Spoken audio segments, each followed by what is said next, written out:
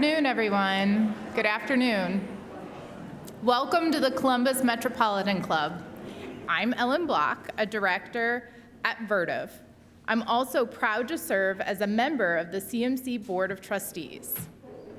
Thank you to today's forum sponsor, G2G Consulting, and thank you to today's forum partners, the League of Women Voters of Metropolitan Columbus and the Columbus Dispatch. Thank you once again to our gracious host, the Ellis, for its generous support. We are also grateful to the Center of Human Kindness at the Columbus Foundation and the Columbus Dispatch for presenting our live stream being carried right now on CMC's social media platforms. Let's thank everyone supporting today's forum. Now there's applause. And now for today's forum, Unpacking the 2023 election. Every U.S. election now feels like a litmus test for the health and future of American democracy, and this year was no exception. Yesterday, Ohioans took to the polls by the millions to decide key issues, including an amendment to the Ohio Constitution to enshrine reproductive rights and a statute to legalize recreational marijuana for adults. Columbus voters also elected new city council members, a new mayor, and weighed in on funding levies for Columbus City schools and the Columbus Metropolitan Library. Today, we dive into the 2023 election and check in on the health of the American democracy. It is my great pleasure to introduce today's distinguished panelists. Haley BeMiller, political reporter for the USA Today Network Ohio Bureau. Meredith Freedhoff, chairman of the Franklin County Republican Party, with her very own fan club.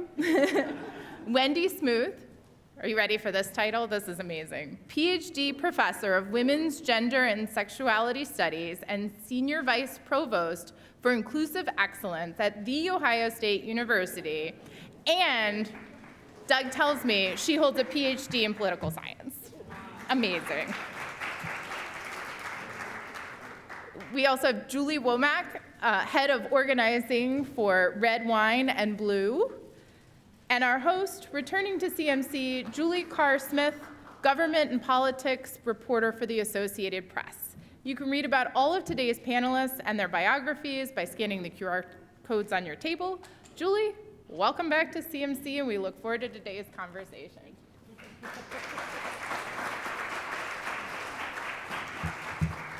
Good afternoon, everybody. Shoo, 2023. Congrats for making it through. Ohio, that was one heck of a year. So let's just dive right into this, guys. Haley, you and your team have covered issue 1 and 2 extensively. Maybe just sort of lay the groundwork of what was at stake yesterday. So Ohio was the only state in the nation voting directly on abortion rights yesterday, and Ohioans sent the message that they wanted that right to be in the state constitution along with other reproductive rights, access to birth control, miscarriage care, that kind of thing. So really nationally watched, really high stakes, and could inform how a lot of us think about 2024 going forward, which I'm sure we will get into in a minute. And then issue 2 flew a little bit under the radar compared to issue 1, but as Julie said, that will legalize recreational marijuana in Ohio. That would make Ohio the 24th state to do so. Neighboring Michigan has had a program in place for a while that Ohioans have occasionally taken advantage of, I think. So a lot of big changes coming through that, but also more changes to come potentially based on how the legislature responds to it. Thanks. Columbus also had some big races last night. Voters reelected Democratic Mayor Andy Ginther to a 3rd term, and the city's new residential district system seems to have returned 6 incumbents to the city council.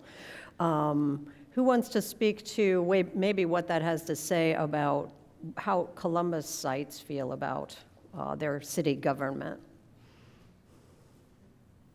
Well, as a local Columbus resident area person. I'd say that it shows that this administration has been responsive to citizens, and citizens are responding back. So one of the things that we see with both the Ginther administration and the Columbus City Council is there have been a lot of overtures to be an extraordinarily inclusive space for listening back to residents, and I think residents are responding back. Now, residents aren't always happy with the mayor or with the city council, but the ability to have the open dialogue, I think, is appreciated among residents. Meredith, would you like to? I would like to add that I was disappointed in the city council election. We had two fantastic candidates. One is here today, Farhan Jetty. He is a unaffiliated independent candidate. And then Luis Gill, who is also someone that's been running a couple times, really wanting to serve. So I would have liked to had a little bit of a different voice to include. I don't think any good answer or good problem solving comes from only one voice at the table. So I was disappointed for them. They were great candidates. So thank you for running, Farhan. Yeah. So Columbus City Schools scored a big victory last night with approval of their tax levy to fund district operations, building improvements, and maintenance. That was despite some notable opposition from the NAACP and others. What are the takeaways there for parents and for the schools themselves? I think going forward, the school district is, at least in theory, going to be able to fund some of the things that they said they were going to use this money for. They talked about using it to retain staff that they hired with federal COVID dollars. There's a lot of building maintenance that needs to be done. Some of those buildings are really not in great shape, and that came to light during the teachers' strike. It was really controversial because Ohioans' property taxes across the state home values are rising, property taxes are set to go up, and groups like the NAACP said that this was going to hurt residents, hurt seniors in particular, who just can't afford those increased tax rates. So I think it's going to be important for the school district to really show that they're using this money and using it in a smart way to improve performance and improve the overall environment for students. Julie, your organization has been watching some broader trends with regard to public schools. Maybe talk about that a little bit? Sure. So we are definitely seeing across the country, these, I would say, attacks at the school board level. We're seeing book banning occurring. We're seeing attempts to remove race from education. We are seeing policies that are harmful to LGBTQ+ students. And I think the election actually last night speaks volumes to the pushback to this extremism. I know not only have we seen, people coming to school boards and trying to, cause chaos at that local level, that's bleeding into also library boards and attacks on public libraries, trying to remove literature and then trying to defund these libraries. And I haven't looked at all the results, but from what I've seen so far in Ohio last night, school boards pushed back. The voters pushed back on that extremism. They wanted to see those common sense candidates at their school board level. And the Columbus Metropolitan Library did have its first levy in 13 years, which also was approved. Any surprises there or observations? Pure joyfulness. Our libraries here in Central Columbus are just the gem of our community. So that is a space that I think unites us all in terms of our affection for our libraries. And so I was just quite joyful last evening that we were, as a community, supportive of our libraries. Okay, now let's dig into issue one. Last night's results continue a winning streak for pro-abortion rights groups in the wake of Roe v. Wade being overturned last summer at the U.S. Supreme Court. Beyond that, abortion rights proved to be a winning issue in the Kentucky governor's race, in a Pennsylvania Supreme Court race, and in the Virginia legislature. Wendy, tell us more about how Ohio fits into that national picture. So sure, as you alluded to in the question, we are following a trend in which abortion supporters would consider themselves running the table when it comes to ballot initiatives. And we really have to think a bit more broadly about what this means for the ways in which Americans have responded to the reversal of Roe v. Wade. There's concern, and I think that these ballot initiatives show that Americans, by and large, are supportive of some levels of choice. And we can get into various conversations about the ways in which we see differences that break out by various groups. But what we're seeing is resoundingly, people are supportive of a woman's right to choose and felt that the Supreme Court has gone too far and that we really needed as states to be able to have the conversations in our states. It was very interesting, I would say, and hopefully we can have some dialogue here about it as we're thinking about what happens for 2024. As the question also alludes to, this is repercussions in this, when we look across the nation, and what we're seeing for the ways in which citizens are voting in the State House, in Virginia, Governor's Mansion, in Kentucky. We're also seeing an emphasis on state Supreme Court races. And so this question of a woman's right to choose and reproductive health in the hands of women is driving a number of different levels of races. And so we have to ask ourselves a question of why that is the case. And I want to get everyone in the conversation, but love to pick up on this space of thinking about the relationship between gerrymandering and what is happening in state houses, so that we can have a real conversation about how voters are able to use their voice and when they will use their voices differently in the face of structures that prohibit full participation and voice. Does anyone want to speak to the gerrymandering issue, or, yeah? Well, I was going to touch on issue one still. What Julie alluded to is that, Ohio joined a club last night. We were the 7th state to vote to support abortion rights after the fall of Roe versus Wade. So I'm very glad we joined that club. But what I think it speaks to is a bigger issue. This is not just about abortion or about reproductive rights. This is actually about democracy and freedom. And what we are seeing is that is not a partisan issue, all right? It's a consensus issue. We all want freedom. We all want democracy. And I think that is why you're seeing in Ohio last night and in those other 7 states, people standing up and the voters saying, no, we want to support our democracy and our freedom. In Ohio, for example, 18 counties that supported Trump in 2020 voted yes on issue 1 last night. So like I said, this is a across the board bipartisan issue, and I think it will have a big impact when it comes to talking about gerrymandering. I know people are not only wanting to protect their rights. From myself, I have 2 daughters. I want to make sure they have the same rights that I had. But we have seen so many women in our organization who had never once gotten involved in politics. And then they found out that they could sign a petition to get abortion on the ballot, and then all of a sudden they're like, oh wait, I can do more than just sign this. I could actually maybe pass this around.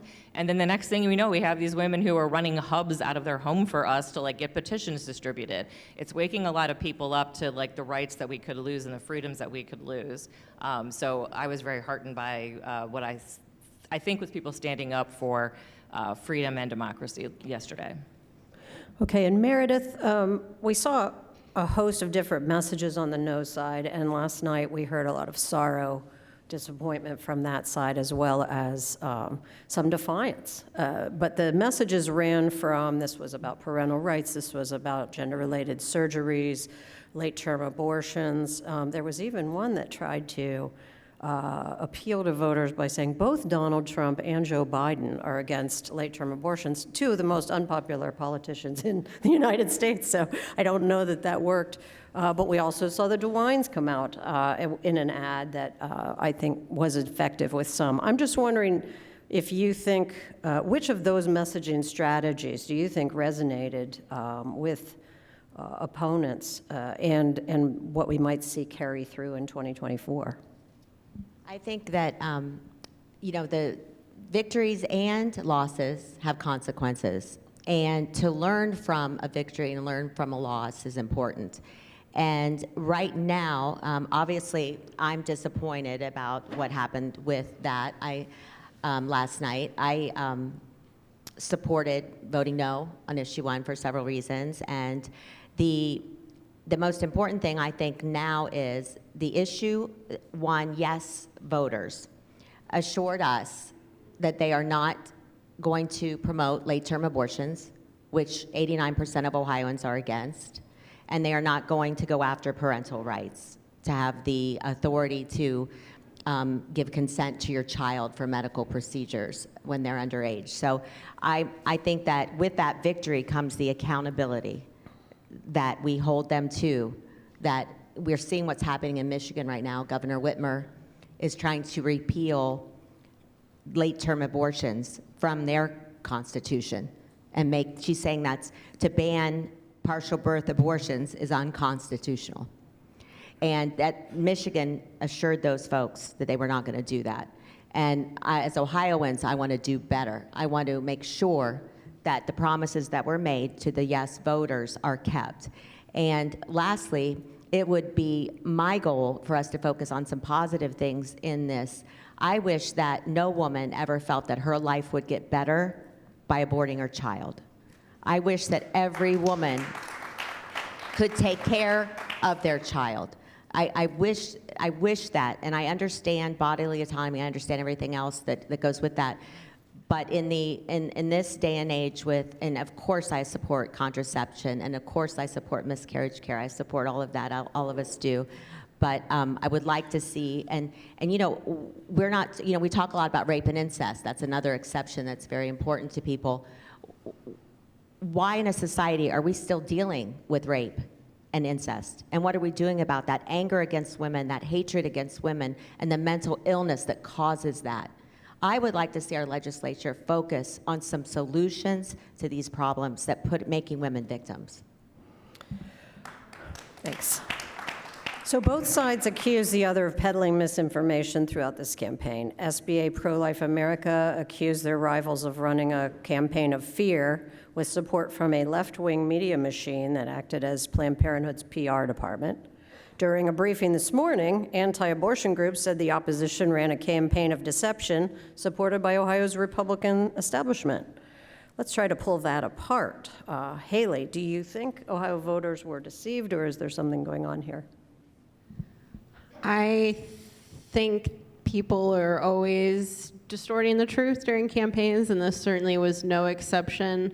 Abortion, it's a really complicated, nuanced issue, and we saw, you mentioned some of the arguments about parental rights and things like that. I think a lot of comments that were made during the campaign lacked context. For instance, the amendment does allow abortions after viability if the health or life of the mother is at risk, but the context to that is that late-term abortions are extremely rare, and they tend to happen because of a medical emergency, things like that. That doesn't mean they never happen.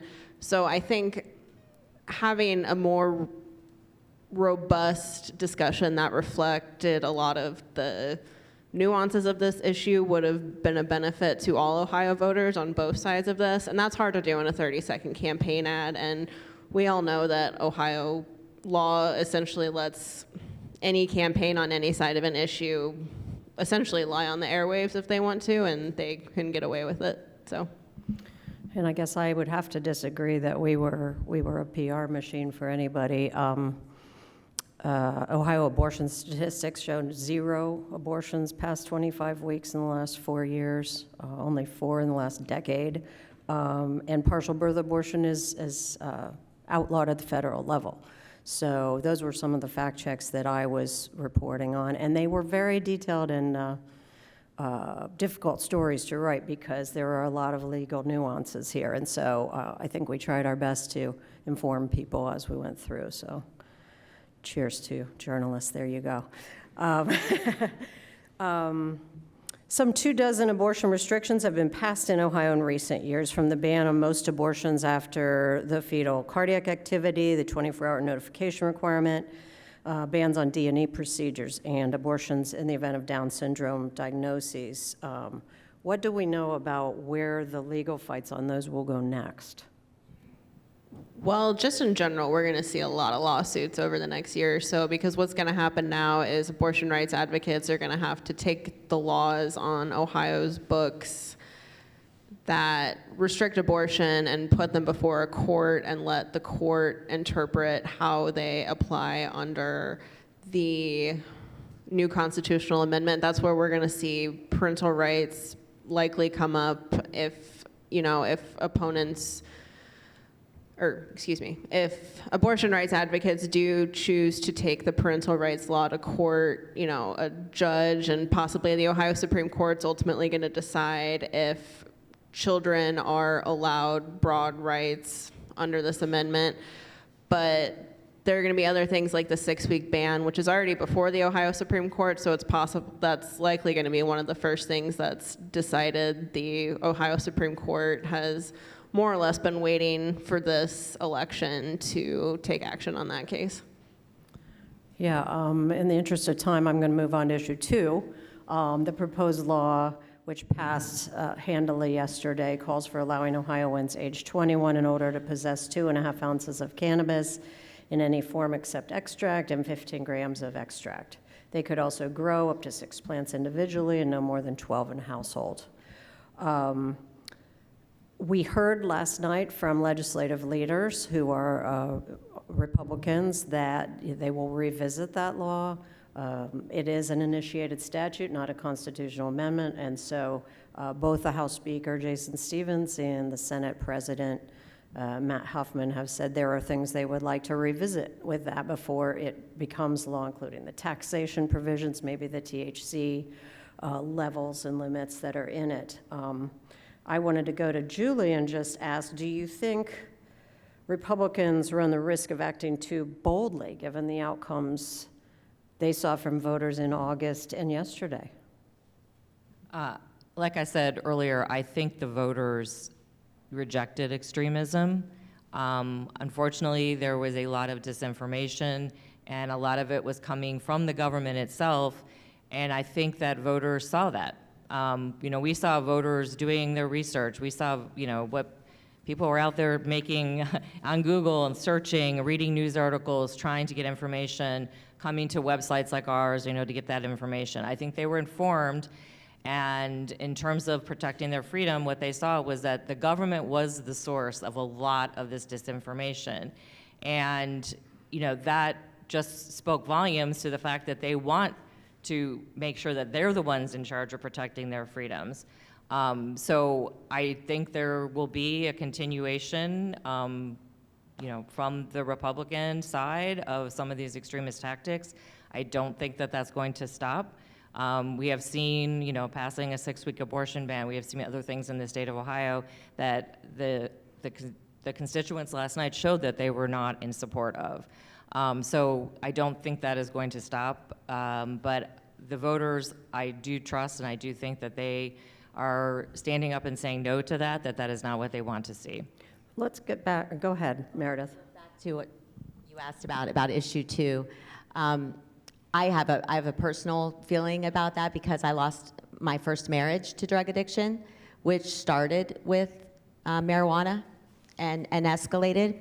He's been clean now for about 13 years, and I'm so proud of that, and I'm remarried, and we're friends with him, and he's back in our life, and everything's turned out really well. So I do see it as a gateway drug for people who have a propensity to be addicted personalities. And I also think that we are going to have to watch other states now. We know from AAA that accidents have gone up 300% in the states that have approved recreational marijuana. And we also know that businesses have been affected. It affects their workforce. They have to do a lot of testing for exposure to marijuana, and a lot of people leave their jobs. The other thing is, the officers are going to have a harder time with people driving. It's all things that we can't even imagine yet are going to be affecting us, so I hope that we find a way to manage those. Also, for anybody that wants to go out and do recreational pot, it's not your grandfather's pot. It's THC used to be 3%. My dad's a 70s hippie, so I know. I lived it. And now the THC levels are 35%. So that's a big difference. So I do hope we come to some kind of agreement about limits there. I think it could be detrimental, especially to younger adults. Wendy, let's get back to your question on redistricting here. Is there a way, even if Ohio voters wanted to hold the Republicans accountable if they don't honor yesterday's results? Well, it sure is very difficult based on the ways in which we've structured our electoral processes. But there is quite a lot of interest in moving the ways in which we draw districts to the hands of everyday citizens to understand the percentages and the ways in which maps can be drawn in such a way that all Ohioans have the opportunity to have their voices show up in the electoral process. And I think when we look at issues like issue 1 or issue 2 and what will follow in terms of the litigation that we've talked about, or some of the ways in which parties are informing or using statistics in various ways, is that this actually contributes to greater mobilization of the Ohio electorate, which is an exciting thing that people are paying attention, as you alluded to. But that paying attention also has to mean thinking about the very structures and the accessibility of governance for all Ohioans. And we've got to really pay attention to that piece. So I think whatever happens in terms of the ways in which the legislature moves in relationship to issue 2 has the possibilities of growing greater activity around the interest in citizen-led initiatives to redraw electoral maps. I was just going to add to that. I actually think in terms of gerrymandering and addressing that and a citizen-led initiative, I think I'm really, what's the word I'm looking for? I think the voters are going to be very, very interested, and I think they're going to be very involved. I think yesterday, issue 2 showed us was that, like I said, the voters voted for freedom and democracy. This is top of mind for them. And I think a lot of people actually got a good civics lesson out of issue 1. I don't know about you, but as a woman, I am in multiple group chats, and I cannot tell you how many group chats I had about ballot board and what is a ballot board. Like, people know what that is now. The other thing would be just a lot of people did not understand what their state legislature does, how much they actually control. And by looking into issue 1, they were finding out, wait, we passed a 6-week ban on what is going on in my state. It woke a lot of people up, and I think they are now very aware that democracy is fragile in Ohio, and that I think it is going to be a very motivating factor for people to get involved. I know the women in our organization will definitely be interested, and even in my friend circles, I'm hearing those conversations already. And I can add that no one likes redistricting. I'm in Franklin County, so I don't like it. They don't draw it very well for me. I have districts that I have to fight for constantly, and I know our speaker and the minority leader worked very well together on this last map. So I was very impressed that they were able to do that. Wasn't impressed for me. So, everybody has their beef with it. Nobody likes it. I want better districts for me too. So it'll be interesting to see what happens with that. Okay. Let's turn to 2024, the coming presidential election. For better or worse, November 5th, 2024 is less than a year away now. So I'm curious what you all think yesterday's results foretell about some areas beyond abortion. Maybe starting with Meredith, how might the Republican U.S. Senate candidates be impacted by yesterday's results? I hope we get more engaged in the problems that are what you would call a kitchen table issue: the economy, crime, education. We have such bigger fish to fry, I feel like, right now in our communities. If a third grader isn't reading, they have just as much chance of not graduating high school as they do being incarcerated for a year. That's egregious to me. At a third grade level that their life would be decided on, I think that's terrible. Everyone's struggling with the economy. I saw a meme the other day that said, I don't want to party like it's 1999. I want to go to the grocery store and the gas station like it's 1999. People are really suffering. We brought up property taxes. People are moving out of good schools and good communities all the time because they just can't afford it. So I hope that's how we restructure what we're fighting about, what we're thinking about, and looking at candidates to understand how really we can make everybody's life better, from education to the economy and safety. We have a big safety issue right now in Columbus. This isn't the Columbus I grew up in. And how are we going to solve that? Those are the issues I'd like to see come around in 2024. Okay. So we'll move to questions from our live stream and in-person audiences in just a few minutes. If you have a question, please make your way over to the microphone now, which is in the back there. If you're watching online, please type your questions in the chat. Before we do that, I do have one final question I wanted to ask. I guess I'm going to pitch this one to Haley.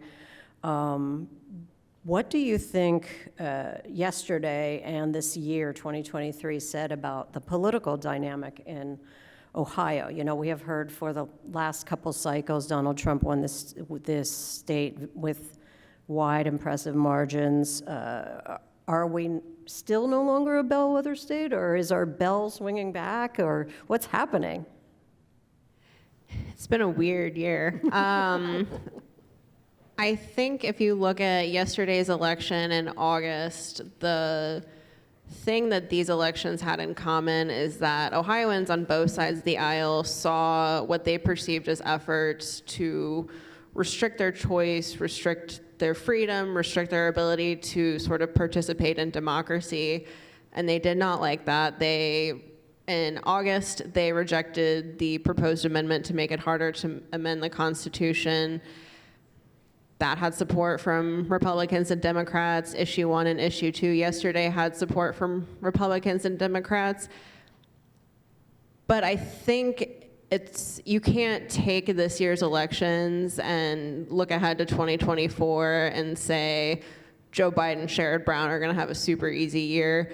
This is still a challenging state for Democrats, and I think for whatever reason, policies that are pushed by the Democratic Party in Ohio tend to be more successful than the candidates themselves. So it's still going to be a tough year for those guys, for sure. Thank you. Go ahead.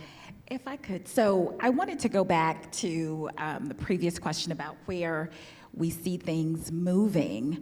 I think it's going to be really interesting for us to hear how Republicans will move around this issue nationally in terms of the returns around Issue 1. What we started to hear at the tail end of the campaign, I think, is very insightful in terms of what we will hear in a national conversation. I'm really curious on what the debate stage is going to look like tonight in terms of when this issue arises. Because if you all recall, in the last few days of the campaign, Governor DeWine started to talk about ways in which you could express a more moderate approach to the issues surrounding Issue 1. And I think that's going to be something that Republicans take up nationally, is a kind of yes but, yes and, or a no but, no and, which no and, I know. Yeah, but we'll hear that, I think. And I do believe that Republicans will want to move further and further away from this issue of a woman's right to choose, because it hasn't been an issue that the American public sides very well with them. And so we will hear more issues around focusing on the economy, focusing on crime, as opposed to these issues that mobilize voters who really turn out, which we see that with women voters and the ways in which women voters get mobilized around these types of issues. So I think there's some complexities that we want to think about as we're going into 2024, and what we're hearing in Ohio allows us to pick up on some of the nuances that we'll hear nationally. Yes, and I mean, that would be a real sea change. I mean, abortion was the original wedge issue. It was invented as a wedge issue, and it turns out it's not too wedgy. It's most of the Americans are siding with a particular position in both red and blue states. So thank you all so much. It's CMC's longstanding tradition to take audience questions. Doug Buchanan with CMC is curating questions from our live stream audience. From those of you with us in person, please join Doug over by the microphone. And out of respect for others, please keep your questions brief and to the point so we can get as many as possible. Please also keep in mind questions end with a question mark. Doug, what's our first question? Julie, thank you very much, and thank you to today's panelists for being a part of a great conversation. Carol McGuire asks, what do the results by county in Ohio from issues 1 and 2 tell us about the divide between urban and rural voters in Ohio and their priorities? I guess I could try that one. I think we saw less of a divide countywide and more of a divide by. And literally these numbers were just coming in late last night, so I haven't had a chance to unpack them thoroughly. But I think we see a divide based on the person, even more so this time than just the district that they're in or the county that they're in. Right, and I think that the rural areas are still more conservative, but on both these issues, certainly not divided evenly, and some people were dividing between 1 and 2 themselves, as Meredith said. Thank you for this panel. I'm Emily Shriver from the Matriots. It's great to see a group of women up there talking about Ohio's politics. It makes my heart sing. So thank you for being here. My question has to do with something we talked about really early on in the conversation this morning. You mentioned that there was misinformation potentially, or at least lacking context coming from both the government side and potentially some of the proponent sides on the ballot initiative. I work with a lot of women candidates, and they're wondering, how do we restore trust in government when we're seeing our government not necessarily being all that trustworthy, at least vocally, to the people of Ohio? So how can I help instruct these candidates on learning and giving more trustworthy governmental space? Well, as a journalist, I always tell people, be honest, tell the truth, tell someone, I can't comment because I don't know. I can't comment because I haven't formed my opinion yet. Be honest about who you are, and then be authentic to the beliefs that you express. If you change your mind, say you've changed your mind. I mean, we just need, this used to happen a lot in politics, and in my 20 or 30 years doing this, it's really migrated away from people being sincere about their own personal struggle with their belief system. So that's just my 2 cents. I appreciate your question too, because I manage a lot of candidates, and I look for morals, value, character, conviction. So really good things. Do they feel confident enough about what they believe in that they can face attacks? Because people can be very mean when you become a candidate, and they can't take that personally. It's the way the culture is right now because of social media and things like that. But it's very hard work to manage these people and keep them encouraged. What they're doing is they're dedicating a year of their life, and they're working really hard. So thank you for supporting women candidates, and anybody that finds a candidate they believe in, if they can get behind them and support them, it would mean a lot to that candidate. And they just have to be prepared to know what they stand for and stick to it. I was going to say, I do think I've been heartened in the last several years. I know we have a lot of members of our organization who, were not even very political before and have gotten motivated and actually have chose to run for office. And what I see, this is in my local community, I'm from Cincinnati, I'm sorry, Columbus, but I used to live in Columbus, I'm from Cincinnati. But I saw a lot of women in my community, we've stepped up behind our candidates. We have formed a squad behind them, like we are supporting them, because we know that these are women that we know, that we trust, who are doing this for the right reasons. And then what we're going out is we are telling all of our friends about this candidate who's amazing and is in this because she cares about her schools or she cares about what happens at the state level. So we support those candidates, we spread the word about them, because one of the most powerful things that we can do is to talk to our friends and family about the disinformation that we saw, say, on issue 1. And the reason I think, another reason that I think we were so successful at winning on that issue was because women and I work with women, so I keep saying women, but people went out and talked to their friends. They were able to tamp down that disinformation by having those really honest conversations, sending people to spots where they could get accurate information. So that, I think if you tell a candidate, we got your back, we're going to stand up and support you, and you can share that information about why this person is running, I think that does help to restore faith in that. And we need supporting organizations like the League of Women Voters as well to help us to make sense of complex issues and to be reliable sources of information along with a really good, reliable press. Those are the kinds of fundamentals of democracy. So we don't only depend on the candidates to inform the public. We really need those supporting institutions to make to keep our democracy vibrant. Okay, next question. Thank you. Meredith, this question is probably for you. A recent set of polls showed Donald Trump leading Joe Biden in several key swing states. We all want to see our country's divisions healed. So in the interest of accomplishing that, what do you see as the priorities for these voters who are looking for a second Trump term? What are their priorities? To understand why people choose a candidate over another one. Donald Trump resonated with what a group of people that felt forgotten. They felt forgotten is one way to say it, and they were struggling and missing out, and he gave them a voice. I'm very impressed with the candidates that we have now. We're going to watch them tonight at the debate.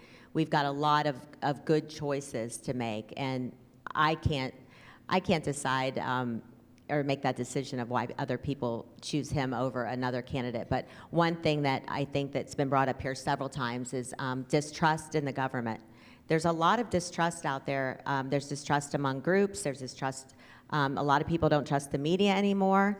I know that when I ran in 2020, I tried desperately to contact every single media outlet in Columbus to say, hey, there's another person in the race too, and they just ignored me. And that went on for a year. So I think that kind of stuff has to stop. Everybody's voice needs to be heard so you can make up your own mind. So I started at WCBE, and then I went to Channel 10, and then I went to New York with 2 television stations in my career in marketing. So I'm a big fan of the media. I'd like to see them come back to giving everybody a fair shot. Well, Wendy, it's kind of like I gave you talking points, though I didn't. I'm Jen Miller, Director of the League of Women Voters of Ohio. So I wanted to thank you for your gerrymandering comments. I think it's why we are where we are, and it also tells us where we're going, right? So when I recruit everyone, we need lots of volunteers to do signatures. But my question is this. We saw Ohioans really stand up for democracy in August. And we saw Ohioans really kind of refute a very out-of-touch legislature because of gerrymandering, in my opinion. So my question is, what do we expect the legislature to do? Do we expect them to double down? Or is there a possibility they're going to start to finally hear the everyday people of Ohio about the policies that need to be created? Well, we know there's a little bit of doubling down happening already. House Speaker Jason Stevens and Senate President Matt Huffman, both said yesterday that this is not the end of the conversation on issue 1 or issue 2, and yesterday was never going to be the end of the conversation on issue 2 because that's an initiated statute. It's going to become a state law. Lawmakers can pretty easily change that, and they signaled even before the election that they were interested in modifying some parts of it. That'll go through the legislative process. Issue 1's a little bit more complicated because that's a constitutional amendment. It's a little unclear what the path forward looks like on that at this point. You had Stevens saying, there are other ways we can protect life. The legislature is going to continue prioritizing that. And then Huffman outright said this is going to sort of open a cycle of, or I think he called it a revolving door of efforts to either repeal or replace issue 1 in the Constitution. Whether that's something he'll support or spearhead, I'm not sure, but we are already starting to see a lot of conversations about how they want to respond to last night. And I'll just add to that, as someone who's looked at the campaign finance reports, money talks. The no side on this was supported almost exclusively by 2 organizations. My guess is they're not coming back to Ohio anytime soon. They've got possibly up to a dozen states where they're going to fight this and take the lessons from Ohio, but I don't know that they come back and help a no campaign that soon. That's just a guess, but I mean, it really was not, it wasn't a broad grassroots support in terms of the campaign finance. I just echo, this is an expensive way to run a democracy. And so there are much more cost-efficient ways for us to deliberate. What's going to be interesting, because you talked about the national investments that were coming from particular organizations. It's going to be really interesting because Florida has been named as the next site of these conversations in terms of women's reproductive rights. So it's going to be really interesting to see what happens in Florida, because I think that's going to be really telling in terms of what happens for turnout, what happens around what is swirling around DeSantis as well. So that's a really important one to really take a look at. As Missouri, Oklahoma, those are other states that have been named as the next kind of frontiers of these conversations. So these are ones to watch, but very expensive ways to do democracy. Can you imagine if the money, we were outspent, the last I heard was 4-1, I've heard 6-1, all from out-of-state money. And I know both parties get money from out of state. I feel like we're always getting money from out of state to defend ourselves from attacks. We're not getting money from out of state to drive issues into our state. So you're not going to find an Ohioan going into California to drive Ohio's values into California. I think that's the difference there. Additionally, can you imagine, that was so expensive, can you imagine if we spent that money on empowering women and children? Can you imagine if we had those millions of dollars from all of these organizations that said, we want these women to keep their children. We want to give them a means to grow, get educated, and have their families.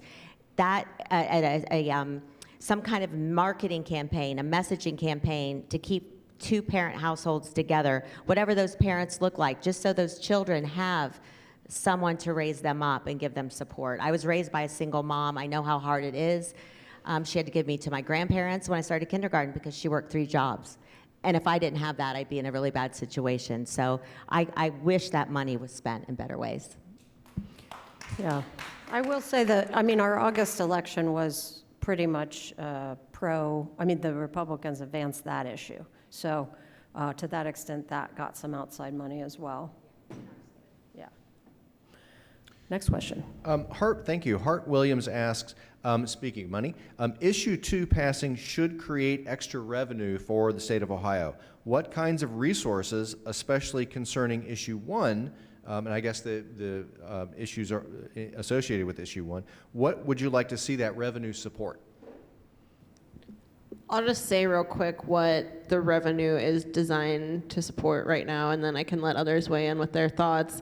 So right now, that's going to go to the social equity program within the cannabis legalization law, the municipalities with dispensaries, administrative costs, and something else that I can't remember because I'm sleep deprived. Addiction recovery, yes. But that's going to be another thing. There's going to be a lot of debate within the legislature about where that money goes. I think Stevens and Huffman both want to change that, so that's my quick spiel on that.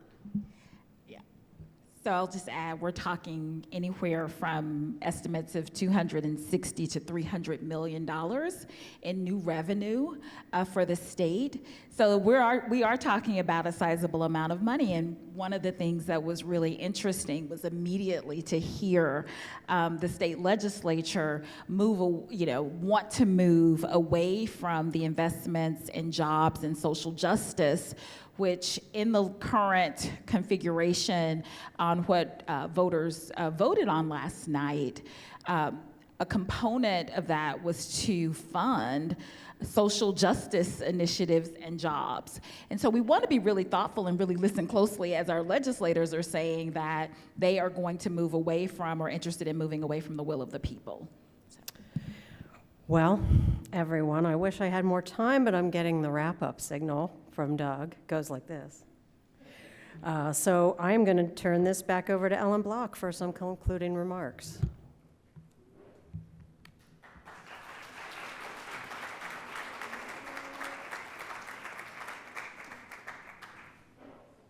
I don't know if I'll be allowed back being laid up here.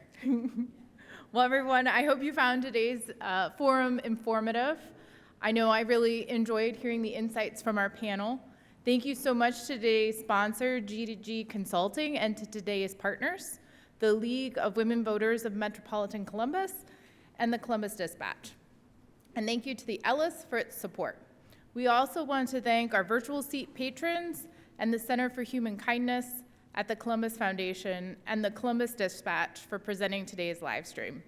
And we could not do this without all of you. Thank you. And our very special appreciation to today's panel, Haley BeMiller, Meredith Freedhoff, Wendy Smooth, Julie Womack, and Julie Carr Smyth. Thank you, ladies.